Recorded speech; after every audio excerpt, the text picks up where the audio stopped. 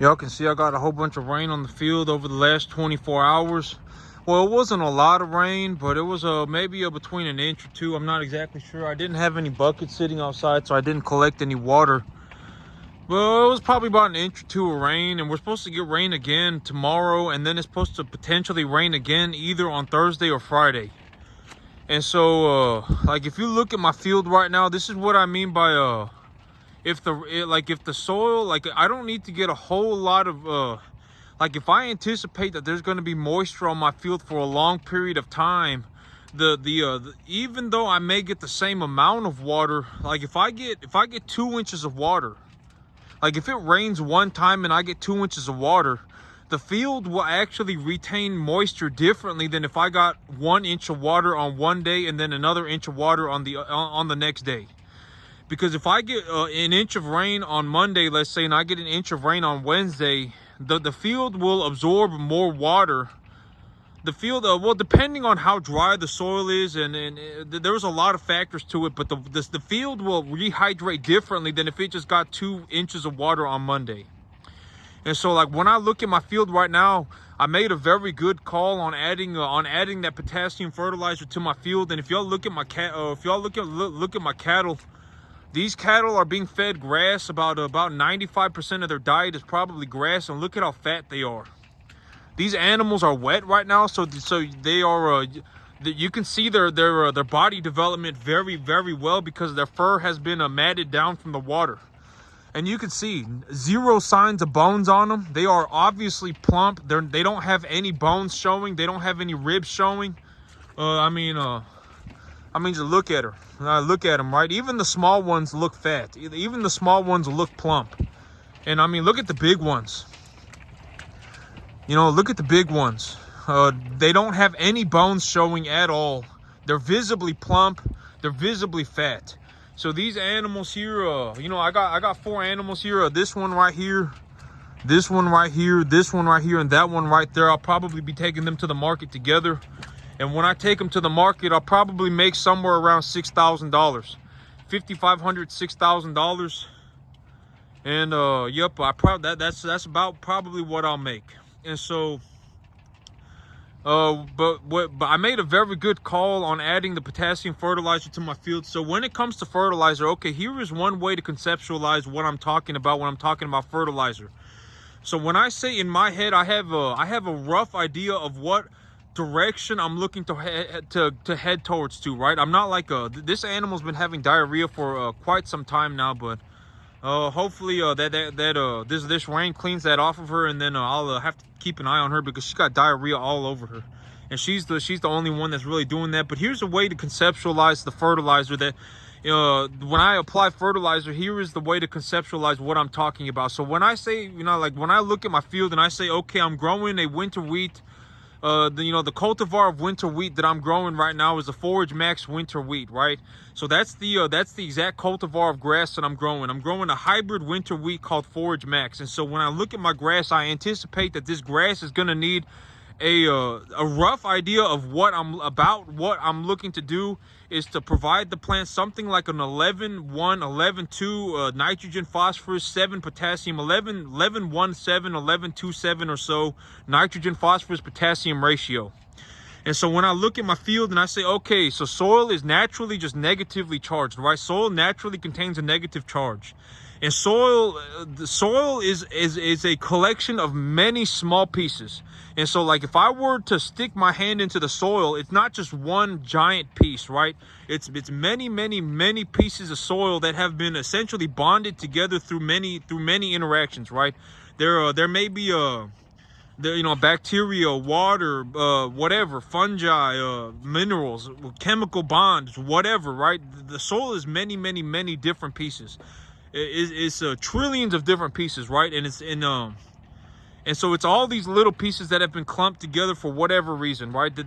Whether it be bacteria, minerals, chemical bonding, whatever, fungi, whatever it may be. And so the soil is negatively charged. And fertilizer is also negatively or positively charged, right? And so when I look at my field and it's like, okay, so I'm, about 2 or 3 days a year, I will look at my field about 2 or 3 times a year. I will look at my field, okay, because if I'm going to put positively charged fertilizer on my field, the only reason for me to put positively charged fertilizer on my field is to put it into the ground. One way or another, the fertilizer needs to go into the ground. So either I need to plow it into the field, I need to inject it into the ground with some kind of like a fertilizer injection system, or I can utilize the natural weather events to because this field, this soil in particular, when the soil has reached a level of oversaturation, when there is a amount of excess water on this field, stuff will start sinking into the field.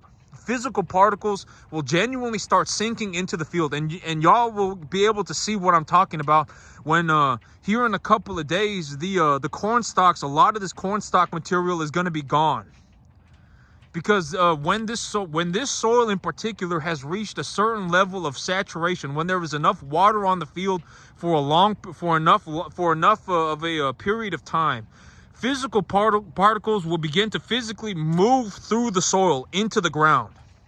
And I get about 2 or 3 opportunities a year to utilize the natural weather events to do something like push positively charged fertilizer into the ground. And so a week like today would be a very good example. You know, it's supposed to rain for about 1 inch or 2 today. It's supposed to rain for 1 inch or 2 tomorrow. And then we got another chance of 1 inch or 2 of rain, or another chance of it raining again on Thursday or Friday. And so, you know, there's a prolonged period of moisture on my field. And so when the field is this saturated with water, this field in particular, there will be physical movement of particles into the ground. And so when I look at my field right now and I say, okay, so the rough idea of a fertilizer schedule that I'm looking to apply for my grass is about 11-1, 11-2, 11 parts nitrogen, 1 to 2 parts phosphorus, and about 7 parts of potassium. If that is the ratio that I am just looking to achieve, just in terms of a general idea, this is not an exact science, okay? I'm just trying to give myself a direction. What am I looking to do in terms of a direction, right? I'm not like sitting here like scraping soil into a bag and sending it off to a lab to get it analyzed. You know, I'm not doing stuff like that. I'm just giving myself a rough idea, direction of where I need to be headed in terms of what kind of data have I collected on my soil, what kind of biomass accumulation have I gotten from different data sets, etc. Because, you know, I've been collecting data on my field for probably 1.5 years now, but look at how fat this animal is. Oh my gosh. But this is one of my super fat animals. Yep, I'll be taking them here to market here pretty soon, and I got to take them to market here pretty soon. They are getting very big. And so when I look at my field and I think 11-1, 11-2, 7 or so, and it's like, okay, well, so over the last about 5 months, I've put about 50, 60 pounds. I put about 60, maybe 70 pounds of phosphorus on my field. So if I put 50, 60, 70 pounds of phosphorus on my field and I'm looking to apply phosphorus at a ratio of 1 part phosphorus to about 11 parts nitrogen and about 7 parts potassium, I have enough phosphorus fertilizer on my field to keep the plant saturated in phosphorus for about 600 pounds of nitrogen. So that's the rough idea of what I have in my head when I'm just looking at the things that I'm looking to do. What is the rough idea of what I'm looking to do, right? So if I've put about 50, 70 pounds of phosphorus on my field, and I have it, and I anticipate that the plants will be metabolizing 1 part of phosphorus for every 11 parts of nitrogen and 7 parts of potassium, and I have 50 pounds to 70 pounds of phosphorus on my field. I have enough phosphorus on my field to sustain metabolic activity for about 600 to 700 pounds of nitrogen, roughly.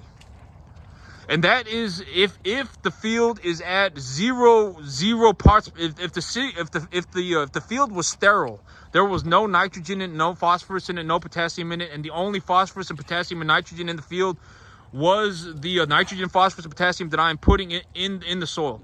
And so I am anticipating in my head, okay, if I put 50 pounds of phosphorus on my field, and I anticipate that the plant will metabolize 1 part of phosphorus for every 11 parts of nitrogen that it metabolizes, then I have enough. If I put 50 pounds of phosphorus on my field, I have enough phosphorus on my field to sustain metabolic activity for about 550 pounds of nitrogen.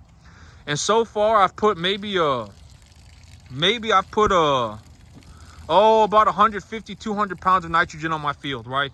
Maybe I put about 150, 200 pounds of nitrogen on my field.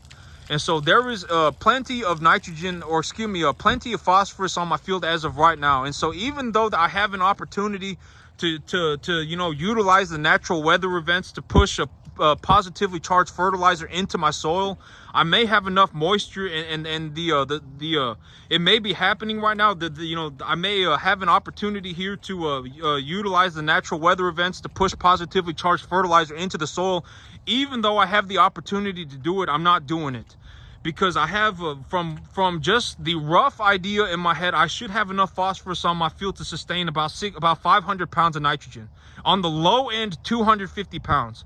And right now I put about 200, just under 200 pounds of nitrogen on my field over the last 3 or 4 months.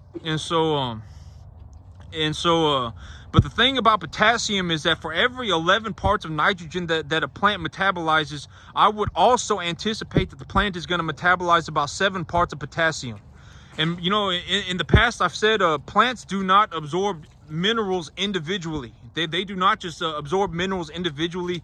It's more realistic to think of plant material absorbing minerals in ratios. So if it absorbs 11 parts nitrogen, it's also absorbing 1 part phosphorus and 7 parts potassium. It's absorbing it all at once.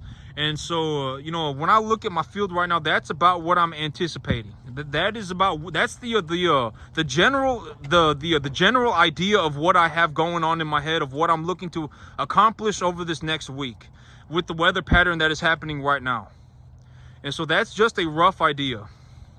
And you know, here, as soon as I get a chance, I'll probably within the next 3 weeks, I'll take these animals to market. You can see that one over there, very, very, very fat heifer. I'll probably be making, I don't know, probably I'll do about 5,000-6,000 this month. You know, here in about the next 4 or 5 months, I'll probably end up doing something like about over the next 4 months, I'll probably end up doing about 40 grand.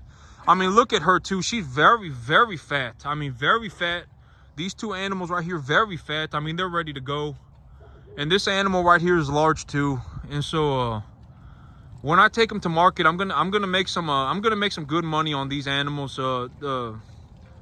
1, 2, 3, 4. Yeah, I'll make some good money on them. I'll probably end up coming home with about 6 grand, $5,500. I'll probably end up making about $9,000-$10,000 for the month. And you know, here in about 4 months, I'll probably end up making about 40. I'll probably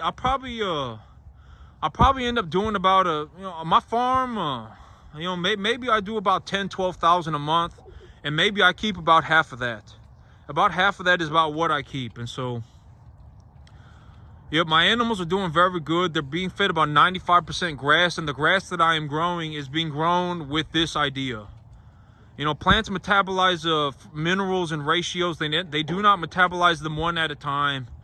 You know, the rough idea for the fertilizer schedule that I have in my head is about 11-1-7, about 11-2-7 in the low end. So on the low end, I will, you know, if I put 50-70 pounds of phosphorus on my field, I have enough phosphorus on my field to sustain about 250 pounds of nitrogen on the very low end. And I've only put about 200 pounds of nitrogen on my field. And so as of right now, I did put some potassium on my field over this last week, simply because I anticipate that well, just in terms of generic plant data, in terms of, like, if you went and read a book, and just from things that I've seen with my own eyes, and if you go and you read a book, this is not just something that I've come up with entirely on my own, but I do have my own experiences. I've grown a lot of plants, and I've collected a lot of data over my life.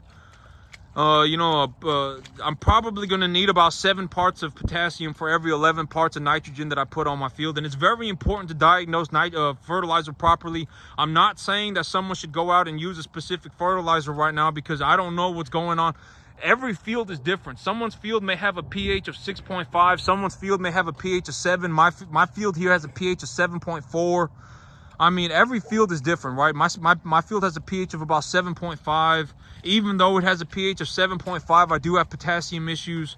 I mean, every field is different. And so I'm not suggesting, I'm just letting people know what I do in real life. Like, why does my grass grow? Like, you know, if people really want to know, why does my grass grow so absurdly well? Well, I mean, here is the answer to your question. I mean, it really depends, right? what are the weather, what's happening with the weather, and all sorts of stuff. I mean, you got to learn to think for yourself. At the end of the day, there is no answer. But that's it for me today, YouTube. Y'all have a good one.